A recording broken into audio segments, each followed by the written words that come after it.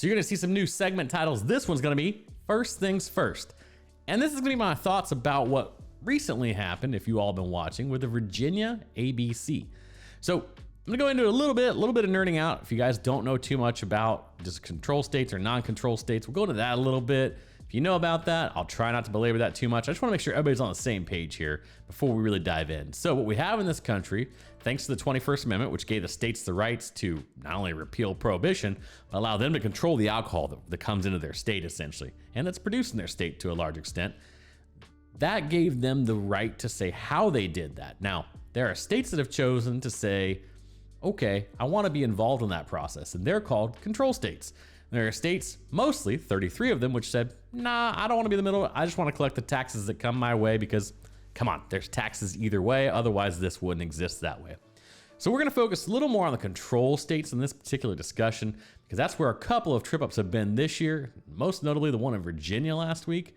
But before I do that, I want to make it clear on this in particular that this is where the whole three-tier system was born, essentially. So the idea was we have a producer in one state, they want to ship their product to another state. Well, somebody's got to accept that. And to keep it from being what was called tied houses, still is called tied houses, meaning a distillery can say, I'm only going to do products here and the bar owner will do it. Then they said there should be some mechanism in the middle, thus the distributors, and then the retailers, whether it be a store or a bar. So back in the day in the 30s, that probably made a lot of sense. We could probably argue whether that makes sense today or not. That's for another day. But today, let's dive in a little bit. So the control states say there's a couple of different ways they operate in general. One is they want total control. So that means not only do they accept the liquor from the distributor, but they also own the retail level as well. So that, in this case, that was Virginia. We'll get back to that in a minute and get to the core of the case. Some other states say, nah, we just want to be in the middle. We just want to be the distributor and not the retailer. We'll let private retailers still exist, but we still control exactly how and what gets to them and when it gets to them. That's the gist of it. Let's go into it just a little bit because the two examples we've got this year of states really kind of kicking their toe up against the door as they were leaving in the middle of the night, whatever it is. Yeah, they're both those two situations. But I'd be remiss if I didn't mention the state of Washington does its own thing. We're gonna leave that on the table for now. They've kind of almost torn the three-tier system out of the entire thing, though it still exists, just not mandated. So last example that's come up was about a week ago at this point. State of Virginia had a lottery. And just as you can imagine, since they control the retail space, some of these states also have lotteries on top for the highly allocated products. So they had the Van Winkles, they had some of your Old Wellers, they had even a Heaven Hill, I think one of the Heritage series was in that particular lottery. Come to find out that on the B-Tax that were in that lottery as well, there were two winners that won 4 of the B-Tax, all 4 of the B-Tax they had to offer. That is statistically crazy when you think about it. Now, it's not like they had millions and millions of entries. They had 100, they had a few thousand up to tens of thousands in these entries. But at the same time, the odds of winning were pretty large when you really think about it. And the fact that you would win 4 particular draws and the fact that 2 people won 4 particular draws really caught a lot of attention, in particular when it was disclosed that that in fact was the case. So they put out some information because it's a state thing where you have to be able to have sunshine law and put out information requests. So they had to put out information. Turns out they just posted on their Facebook today. Turns out they just put on their Facebook at the time of this filming that there was actually not correct information released to the public with that public information request. So the plot thickens even more here. Turns out they're explaining away that that was a sorting error. There were some issues with that. I'm not here to say anyone had any wrongdoing whatsoever. I don't know that to fact.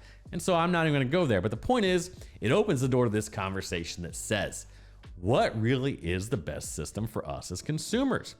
So you might say, okay, a lot of people are just gonna say, I don't want the government involved in any of my stuff. That's a fair angle, guys.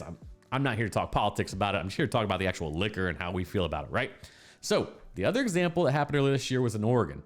And Oregon has a little different system as well. So in this case, I don't recall if they're one of the states that actually has where they control the retail level, but they do something similar where there is a situation in which the bottles are delivered to a particular store for delivery to the person that's won the lottery or that they're earmarked, whatever, how that works. I use the term earmarked in this case because it was apparent that you were able to earmark them somehow, whether that was from the inside or not. Again, not alleging any wrongdoing, but it is interesting.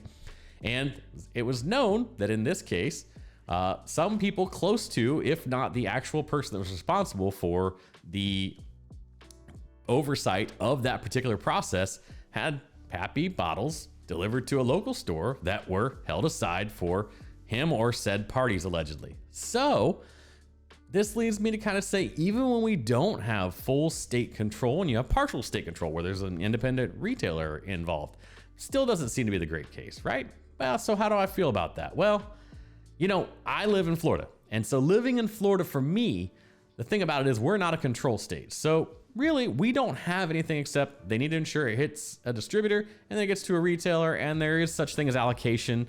But that's not controlled by the state. That's done differently by the distributor. Could potentially certainly be like in a situation of a barrel pick at the request of a distillery, right? Because you need to get the bottles to the right place. This, that, and the other. So there is some coordination in the system, but it's not any one particular system or state agency looking at it. I like this system. I really do. I don't complain when I don't get bottles because, frankly, I don't go out and put in the effort to go out and get them. So, you know, when I don't get something, it isn't a big deal because, well, I didn't try. Now, if I tried and whatnot, I can see where it's frustrating. Sure. Make your relationship with your store owners. Yes, that goes so far, but everybody's trying to do that. So you never know what you're going to get a chance to get.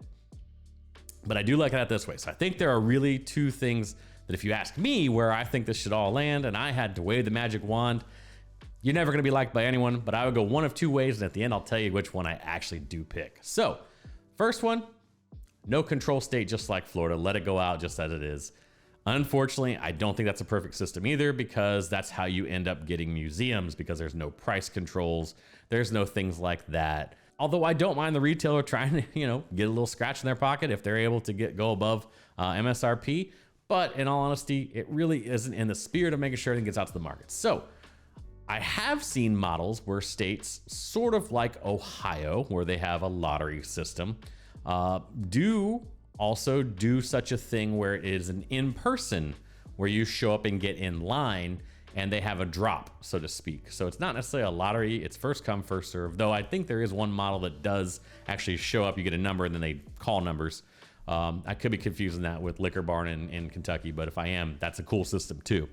But I'm looking at it and saying, if there's a control state model that makes any sense, it's this one where they say, hey, we're doing a drop. There's 8 stores throughout the state getting the drop. Could be private. I hope so. I really wouldn't want to have the retailer be the state, but that's a whole other topic. And then just come back and say, here you go. It's going to be here Saturday, 10 a.m. First come, first serve, one at a time. You can reline. You can go through however many times you want till the bottles are depleted. Now, I tend to like this because, in all honesty, if I knew it was on a Saturday morning, I could make that conscious decision whether I burnt my time or not.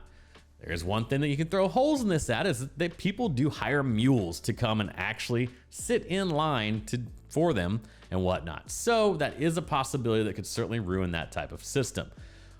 But, every system is going to have its bad actors regardless of how you do this. I mean, how many times have you been in a Facebook group and you see somebody that gets a case of the newest release and you're like, how the frick are you getting a case? Because whatever.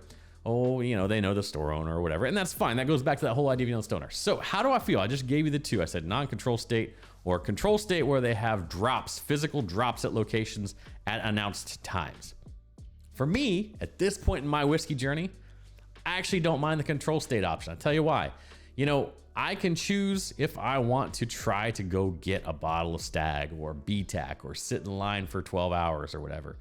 Yeah, my time is valuable, but my overnight time is not nearly as valuable as my working hours. And so it is what it is. I've done it before. When we were in craft beer, we would go line up like crazy down here in Tampa because we loved our pastry stouts back in the day. That's kind of a dying thing now. It is what it is. That would be my choice. Yeah, second choice is that true non-control state, which is, to me, it's what I'm living right now, and I like it. I don't want it to go away. The only option I consider replacing with is, like I just said, on that particular one where I could have that control state with timed announced drops. I can't thank you guys enough for watching this video. And so here's the thing. We've chopped this down and given this to you in your normal content size, but we are doing full episodes now. So I'm gonna make sure I link that above here. And if you wanna watch all the week's content that's made from one episode and cut down, go ahead and click that link above. Appreciate all of you. Cheers.